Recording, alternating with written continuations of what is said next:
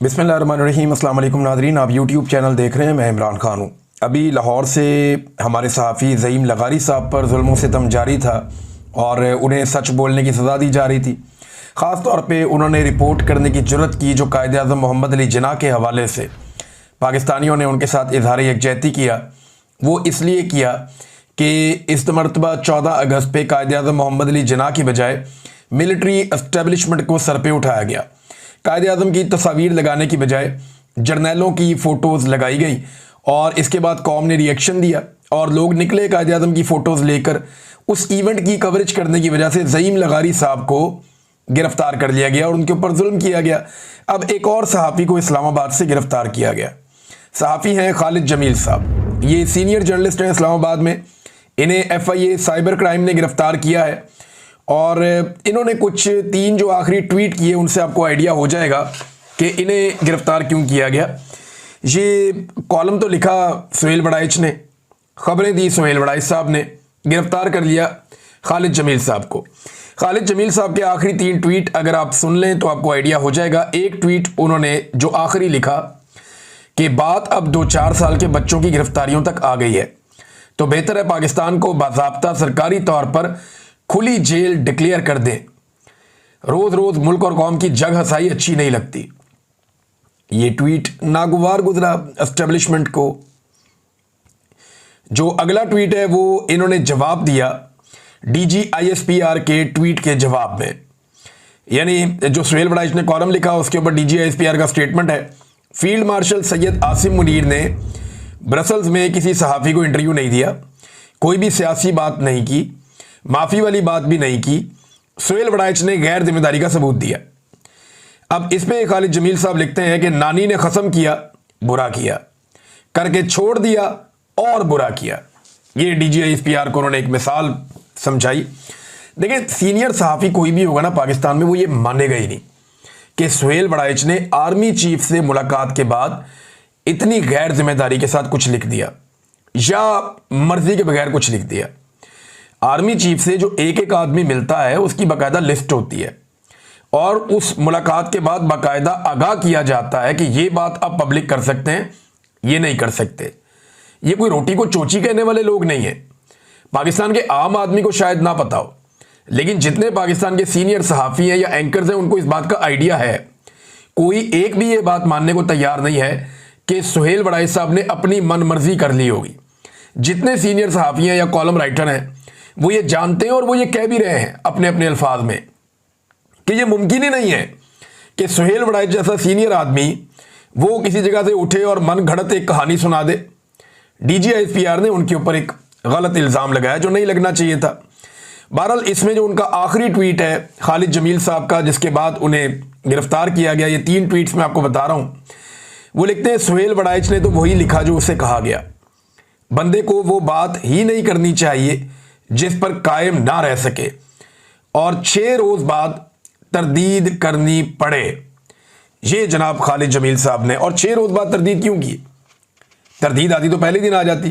तो अब सीनियर सहाफ़ी खालिद जमील साहब को भी अगवा कर लिया गया। बाद में पता चला जी उन्हें FIA लेकर चली गई है और अब उन्हें कानूनी कार्रवाई का सामना करना पड़ेगा।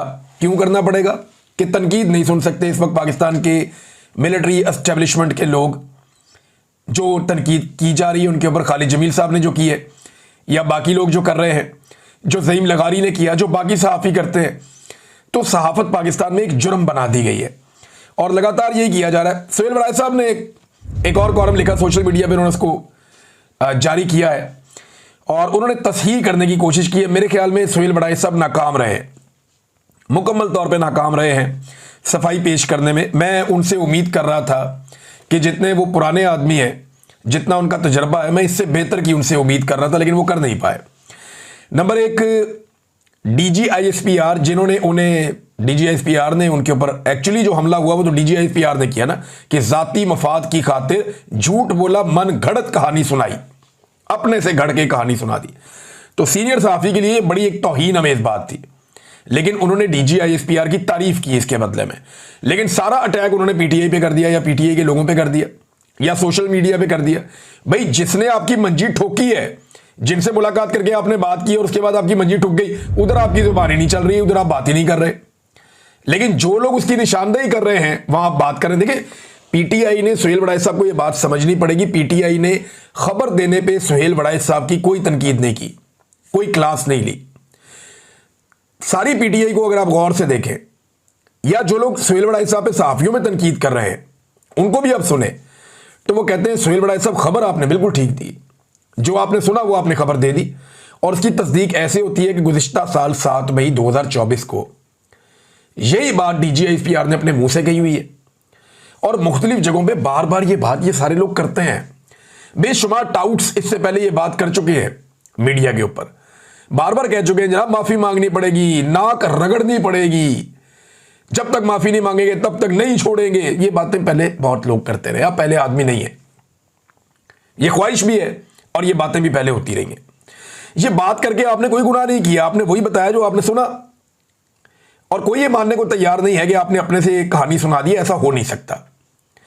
लेकिन लोगों को आप पे एतराज ये है कि आपने उस ख्वाहिश की तकमील के लिए रास्ता बनाना शुरू किया। यानी नवाज शरीफ को आप कहते थे डट जाओ, इमरान खान को आप कहते हैं हट जाओ। ये जो आपका एक दोहरा मेयार है दोनों पॉलिटिकल पार्टीज के लिए, लोग इस पे परेशान हैं।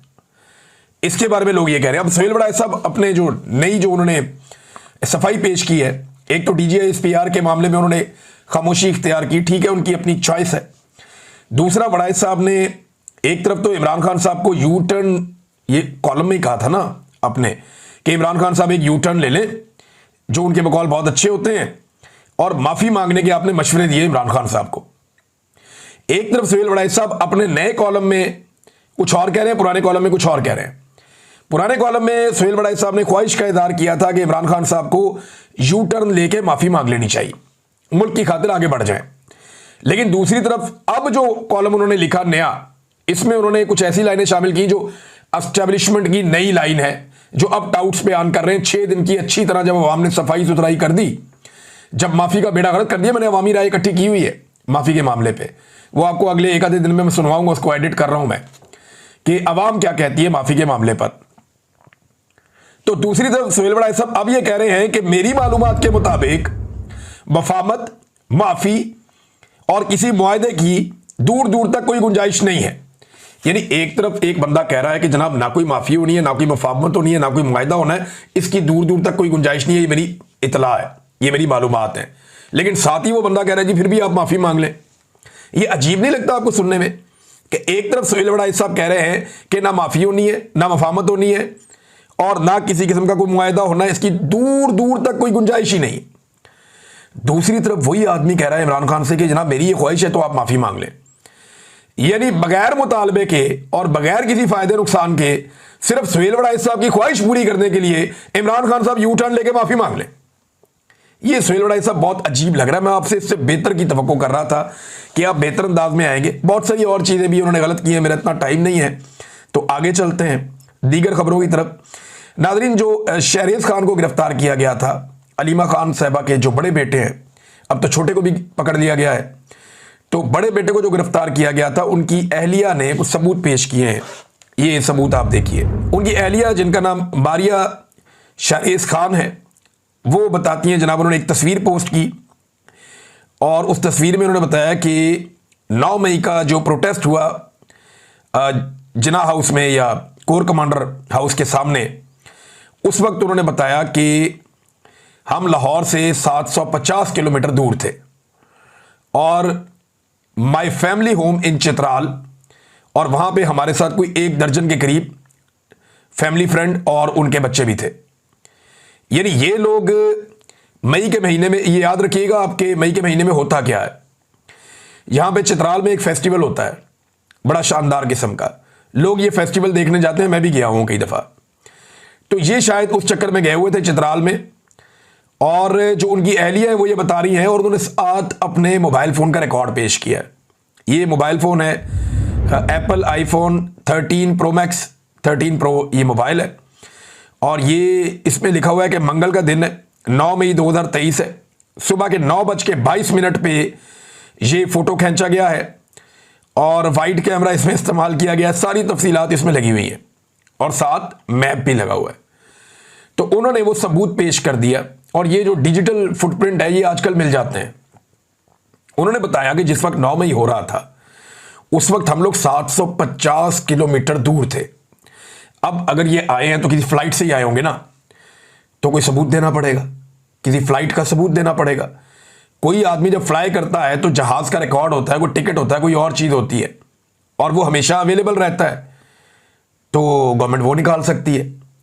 लेकिन ऐसी कोई चीज मौजूद नहीं। सब लोग ये जानते हैं कि ये फैमिली चित्राल में मौजूद थी, और इसके बाद भी 9 मई के बाद भी ये चित्राल में मौजूद रहे, और बाद में ये वापस आए थे। लिहाजा शहरेज को जो है वो गलत किया, गिरफ्तार करके उसके साथ ज्यादती की गई है। और अलीमा खान साहिबा ने अब इसके ऊपर बैन अल-अक़वामी चैनल को भी इंटरव्यू दिया, और जो बातें उन्होंने की हैं, कुछ बातें बड़ी सख्त उन्होंने कही। एक माँ है, उसके साथ जो हो रहा है, उन्होंने कहा जी इमरान खान एक ज़बरदस्त इंस्पिरेशन है। जो इंटरव्यू उन्होंने दिया वो दिया मैरियो नोफेल को। ये वही सहाफ़ी हैं जिन्होंने इमरान खान के दोनों बेटों का इंटरव्यू भी किया था, जो पहला इंटरव्यू उनका हुआ था। उन्होंने कहा जी इमरान खान एक ज़बरदस्त इंस्पिरेशन है, लोग उनके अज़म और हिम्मत को देखकर दंग रह जाते हैं। कोई भी चैलेंज आए वो उसे चैलेंज समझकर कबूल करते हैं। उन्होंने पार्टी से मुलाकातें रोकी ताकि कोई पैगाम अंदर ना जा सके, मगर ये उनकी अपनी घबराहट है। ये लोग हौसले तोड़ नहीं रहे बल्कि हौसले बढ़ा रहे हैं। पाकिस्तानी हर आजमाइश और मुश्किल के बाद मजीद मजबूत हो रहे हैं। हम तारीख बनते हुए देख रहे हैं। साथ ही अलीमा खानम साहिबा ने यह भी बताया कि छोटे बच्चों को सिर्फ मिठाई तकसीम करने पे गिरफ्तार किया जा रहा है। यह बड़ा अफसोसनाक वाकया ये भी बताया। फिर उन्होंने बताया कि एक भी फौजी शहीद नहीं हुआ 9 मई को, बल्कि दर्जनों पाकिस्तान के शहरी जो हैं वो गोलियां लगने से 9 मई को शहीद हो गए, और उनमें ज़्यादातर वो मुजाहिरीन थे जो एहतजाज कर रहे थे और इमरान खान साहब के हमायती थे। तो अलीमा खानम साहिबा ने बड़ी तफसील के साथ ये इंटरव्यू दिया। और एक चीज़ और मैं आपके सामने रखता हूँ कि अलीमा खानम का ये इंटरव्यू सेम टाइम में जब शेयर किया मैरियो नोफेल ने, तो ये लगभग उस वक्त इस इंटरव्यू को 1,32,000 अफराद देख रहे थे। आप अंदाज़ा करें, ये ख़ानदान या ये पॉलिटिकल पार्टी, इससे लोगों को कितनी उम्मीद है कि 1.5 लाख शख्स लाइव देख रहा है इमरान खान की बहन को। तो इमरान खान कहां खड़ा होगा मकबूलियत में, अंदाजा कीजिए आप। तो इमरान खान की बहन के साथ 1.5 लाख लोग, अंग्रेजी का उनका एक इंटरव्यू चल रहा है, वो देख रहे हैं दुनिया में। ये फैमिली इस वक्त एक पॉलिटिकल रियलिटी है, आप इससे भाग नहीं सकते। इन लोगों ने पाकिस्तान की एस्टेब्लिशमेंट को नाकों चने चबवा दिए हैं, ये आपको तस्लीम करना पड़ेगा। मेरा चैलेंज है पाकिस्तान के वजीर आजम को, सदर को, आर्मी चीफ को, फील्ड मार्शल को, सबको, DGISPR को, करें अंग्रेजी में एक प्रेस कॉन्फ्रेंस, या इसी मैरियो नोफेल को एक इंटरव्यू दे दें, देखें कितने लोग लाइव आपको देखते हैं। मुझे नहीं लगता 10,000 लोग भी होंगे। अगर खुद भी इकट्ठे कर लेंगे तो 10-15 हज़ार लोग से ऊपर नहीं जाएंगे। तो ये एक रियलिटी है, और यही तकलीफ देती है पाकिस्तान की मिलिट्री एस्टेब्लिशमेंट को कि हमें एक आम आदमी, एक आम पाकिस्तानी कैसे चैलेंज कर सकता है।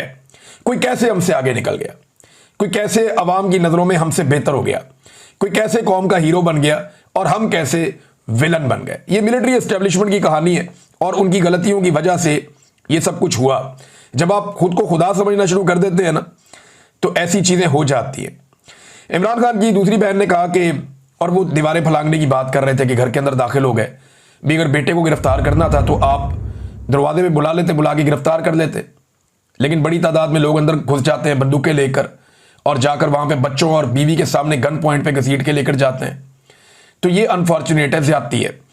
देखिए, अगर जमान पार्क की या मॉडल टाउन की या इमरान खान की फैमिली और उनके घरों की आज दीवारें फलांगी जा रही है ना, तो दीवारें रायवेंड की और मॉडल टाउन की भी इतनी ऊंची नहीं है, कल को वो भी फलांगी जा सकती हैं।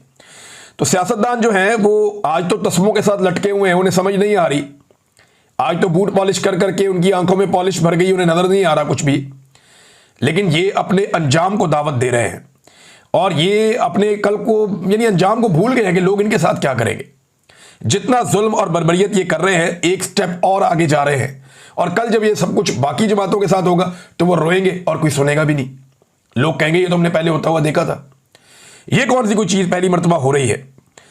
तो एक दफा मुझे याद है अच्छी तरह, इमरान खान साहब ने, उनकी पार्टी ने बल्कि इसके ऊपर डिस्कशन की थी कि हम जाती उमरा भी जाके एहतजाज करेंगे, यानी हम बाहर जाएंगे वहां एहतजाज करेंगे।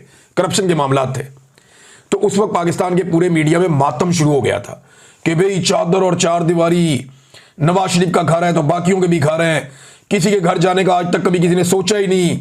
इस जमात ने पाकिस्तान में सियासत को ये कर दिया, वो कर, वो बड़े बड़े लोगों ने लेक्चर दिए थे पाकिस्तान के टीवी चैनल्स पे सिर्फ इस बात पे कि जाती उमरा के इलाके में एक एहतजाज करना था।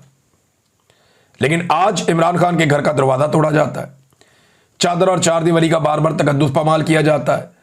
और इमरान खान तो सियासत कर रहे हैं, बेशुमार ऐसे लोग जो सिर्फ इमरान खान को सपोर्ट करते हैं, सियासत में कोई ज्यादा भी नहीं है, उनकी चादर और चार दीवारी का तकद्दुस पामाल किया गया, उनके घर को तोड़ा गया, उन्हें तकालीफ दी गई और यह लगातार किया जा रहा है और हम होता हुआ देख रहे हैं। शाहिद खटक साहब हैं, उन्होंने एक बात की है इस सारे मामले को लेकर। उन्होंने कहा जी हलीमा खान के बेटों की गिरफ्तारी के खिलाफ अब तक सियासी कमेटी, कोर कमेटी या पार्लिमानी कमेटी समेत तमाम ओहदेदार जिनके पास पार्टी फैसलों का इख्तियार है, उन्होंने कोई इजलास क्यों तलब नहीं किया, एहतजाज की कॉल क्यों नहीं दी। अब तक पार्टी में इमरजेंसी हालात होने चाहिए थे और आपकी कमजोरियों का जवाब जो है लोग हमसे सवाल करते हैं बाद में। आखिर कब तक हम खामोश तमाशाई बने रहेंगे, ये सवाल उन्होंने उठाया। देखें, पाकिस्तान तरीके इंसाफ जुल्म का लेवल बढ़ता जा रहा है, बढ़ता जा रहा है, बढ़ता जा रहा है। लेकिन मुझे लगता है कि शायद बहुत सारे लोगों की ये सोच है कि अभी तो उस पर हो रहा है, मेरे पे तो नहीं हो रहा ना, मैं अपने आप को बचाऊं। तो ये अल्टीमेटली ये आप सबके साथ होगा, एक वक्त आएगा। मुझे अच्छी तरह याद है काशिफ अब्बासी साहब ने एक दिन मुझे समझाया कि इमरान टोन डाउन हो जाओ थोड़ा। बड़े भाई हैं, बड़े प्यार से समझा रहे थे, मुझे कह रहे थे इमरान आप देखो ना यार, थोड़ा टोन डाउन हो जाओ प्लीज। आप सख्त अल्फाज इस्तेमाल करते हैं, आपका लहजा बाद कर सख्त होता है, तो थोड़ा आप अपने आप को बड़े प्यार से, और मेरे भले के लिए वो, क्योंकि मेरा अच्छा ही सोच रहे होंगे। तो मैंने उन्हें कहा था, मैंने कहा काशिफ भाई ऐसा हो नहीं सकता, इनकी ब्रेक कहीं नहीं लगनी, ये एक वक्त आएगा आपके पीछे भी आएंगे। और आप हालांकि मेरे से बहुत बेहतर है, बड़े अच्छे तरीके से आप करते हैं चीज़ों को, आप कोशिश भी करते हैं क्योंकि ऐसी चीज़ आपके ना हो जो आप ही के। लेकिन हुआ क्या, काशिफ अब्बासी साहब का भी प्रोग्राम बंद पड़ा हुआ है। हालांकि जब मुझे वो बंदा मुझे मिले ना तो मैं उससे पूछूंगा भी होन सुना, मुझे ISI ने जब अगवा किया ना तो शुरू के चंद दिनों में मार कुटाई करते हुए मुझे काशिफ अब्बासी साहब की मिसाल दी गई कि यार आप बिटवीन द लाइंस क्यों नहीं चलते, आप देखें ना फलां फलां फलां काशिफ अब्बासी साहब हैं, आज उनका भी प्रोग्राम बंद है। तो काशिफ अब्बासी साहब कोई तब्दील तो नहीं हो गए थे, वो अपना काम कर रहे थे। तो यहां पे जो सियासतदान आज ये समझते हैं ना कि ये आग उनके दरवाजे तक नहीं आएगी, चाहे वो पाकिस्तान तरीके इंसाफ के अंदर है या दूसरी जमातों में है, तो ये आग उनके दरवाजों तक आएगी, 100% आएगी। और मैं उस वक्त याद दिलाऊंगा कि मैंने आपको पहले कहा था कि ये आग आपके दरवाजे तक पहुंचेगी। नाज़रीन, मरियम नवाज साहबा का एक मुकदमा बड़ी खामोशी से खत्म कर दिया गया। यानी एक तरफ इमरान खान के खानदान के लोग गिरफ्तार हो रहे हैं, नैब पे पथराव का एक मुकदमा था मरियम नवाज साहबा का, उसमें पुलिस ने केस खारिज करने की रिपोर्ट अदालत में जमा करवा दी और उसमें कह दिया गया कि मरियम नवाज और दीगर के खिलाफ इल्जामात साबित नहीं हुए। आपने सबूत मांगा किससे भाई? मैं उस दिन नैब के दफ्तर के अंदर था और मैं रिपोर्टिंग के लिए गया था, मैं कुछ चीजें कलेक्ट कर रहा था, कुछ डॉक्यूमेंट मुझे चाहिए थे, मैं देखना चाह रहा था। तो मुझे पता चला कि आज मरियम नवाज ने आना, तो फिर मैं उधर ही बैठ गया। मैंने कहा जरा देखते हैं एक जर्नलिस्ट को और क्या चाहिए होता है, कि जरा चेक करते हैं इनकी क्या इंक्वायरी होती है और क्या निकलता है उसमें से। तो उस वक्त नैब के दफ्तर के अंदर पत्थर आना शुरू हो गए और वो वीडियो सारी दुनिया ने देखी है कि ये शॉपिंग बैग्स के अंदर भर के पत्थर लाए थे, उनको जमीन पे फेंकते थे, उसमें से पत्थर निकलते थे, क्योंकि नैब के दफ्तर के बाहर पत्थर अवेलेबल नहीं थे, लिहाजा ये शॉपिंग बैग्स में भर के पत्थर लाए थे और वो रायवेंड से इन्होंने इकट्ठे किए थे, लाकर इन्होंने डालों में रखे थे, वो गाड़ियों में रख के वो पत्थर लेकर आए, उन्हें जमीन पर फेंकते थे, वो फट जाते थे, उनके अंदर से पत्थर निकलते थे, वो उठा उठा के इन्होंने नैब के दफ्तर के अंदर मारे। मैंने खुद 2 लोग जो जख्मी थे अपने मोबाइल फोन से, जिनकी अंदर पट्टी मरम पट्टी की गई, उनकी अपने मोबाइल फोन से मैंने दोनों की फुटेज बनाई थी, तस्वीरें बनाई थी, और अंदर शीशे भी नैब के टूटे थे दफ्तर के। तो आज वो कह रहे हैं जनाब सबूत ही कोई नहीं मिला। मैं चशमदीद गवाह हूं इस वाकये का। लेकिन आजकल टिकटॉकर्स का दौर है, तो टिकटॉकर को सहूलत दी जाएगी और दी जा रही है। नादरीन, एक स्टेटमेंट आखिर में मैं आपको, इंटरनेशनल नादरीन बहुत सारी बड़ी खबरें आ गई हैं। इस वक्त रूस ने एक बहुत बड़ा अटैक किया है यूक्रेन पे। ज़रा थोड़ी सी पाकिस्तान के मामला जो है वो मैं डिस्कस करने में ज़्यादा टाइम लग जाता है।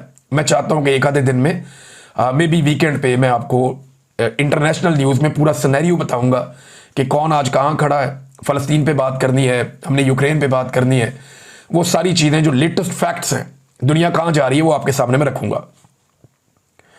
नादरीन, ये प्राइम मिनिस्टर का एक स्टेटमेंट है जो मैं आखिर में आपके सामने रखना चाहता हूं।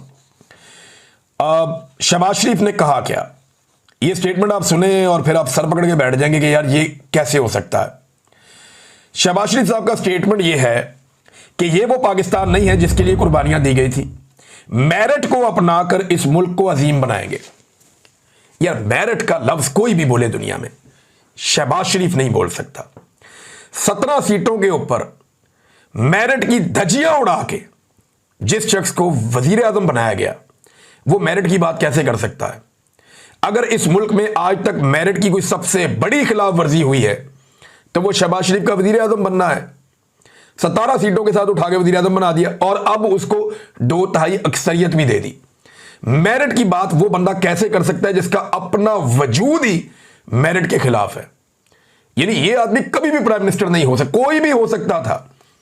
रेस में आखिरी नंबर पे आने वाला आदमी आज उन्होंने खड़ा कर दिया कि जनाब ये आपका प्राइम मिनिस्टर है, ये मेरिट है। और वो बंदा खड़ा होकर ढिठाई के साथ चौड़ा होकर ये कैसे कह सकता है कि जनाब पाकिस्तान में मेरिट हम लेकर आएंगे?